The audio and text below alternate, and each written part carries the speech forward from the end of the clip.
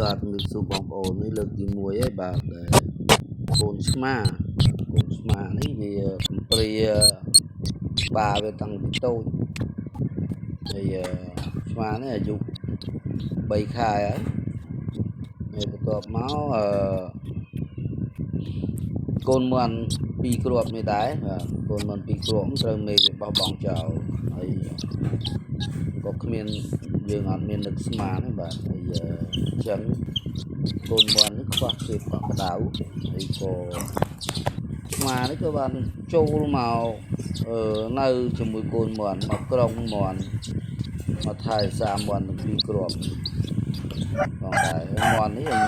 ញាស់បានរយៈពេលចូល10ថ្ងៃហើយគ្រាប់10ថ្ងៃ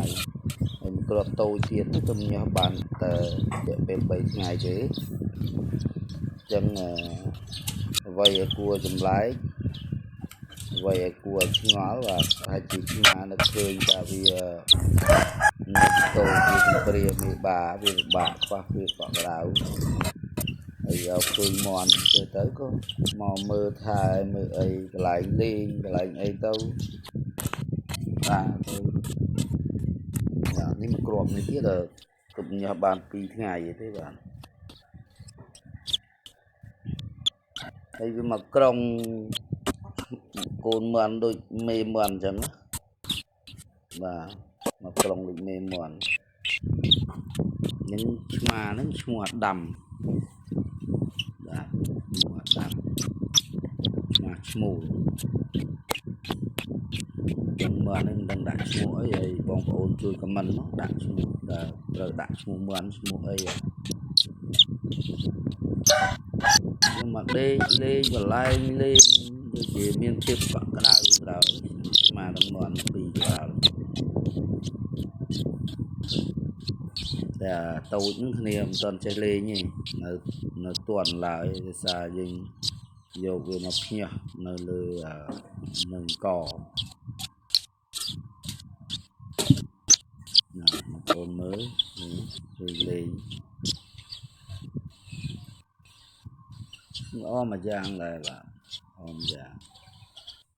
មើលនោះក៏គេមានសត្វទុំនៅរូមឆ្មាគេចឹកបេះសត្វបេះអីឲ្យកូនឆ្មាដែរទៅកូនឆ្មានោះគឺបន្លែងលេងជាមួយមាន់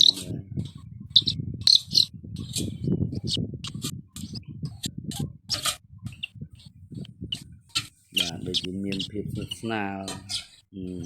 កែលេងបានទៅចឹកទៅវិញទៅមកទៅតែអត់មានឆ្លោះគ្នាទេបាទនេះមួយគ្រាប់ទៀតបាទគ្រាប់ទៀតទឹកញើសញើឡើយនេ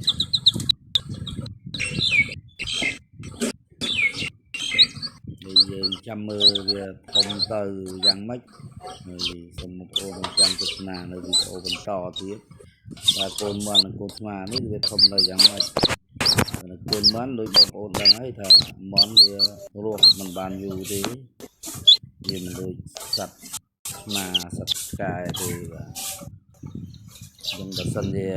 មាន់នេះរស់បានយូររហូតដល់ធំវានៅតែដើរលេងជាមួយគ្នាទៀតបាទគឺពិតជាល្អមែនទែនបាទនេះវារឿងដែលមិនដែលជួបហើយសម្រាប់ខ្ញុំបើបងប្អូនណាធ្លាប់បានជួបក៏មិនប្រាប់ផងបាទបងប្អូនណាធ្លាប់បានជួបប្រទេសខ្ញុំក៏មិនប្រាប់ផងតែសម្រាប់ខ្ញុំទៅជួបលើកទី1ហើយ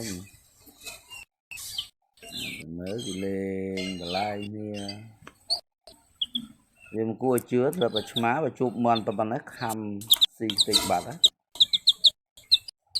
ងនេះវាអត់មកចូលទៅក្រុងកូនមាន់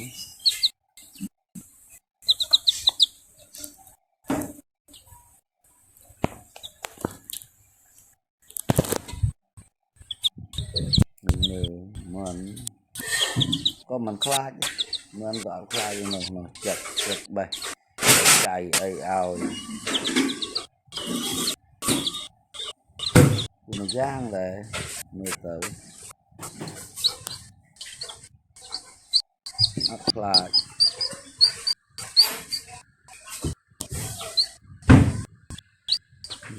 mình cắt cút ở tiền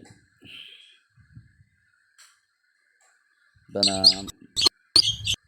nuôi cái đường tôi nuôi đường tôi mình xả tới một tụi nhiều bàn mà ngày đường tôi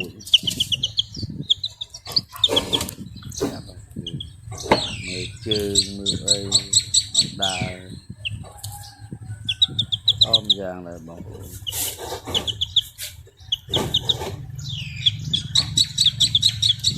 lọ chả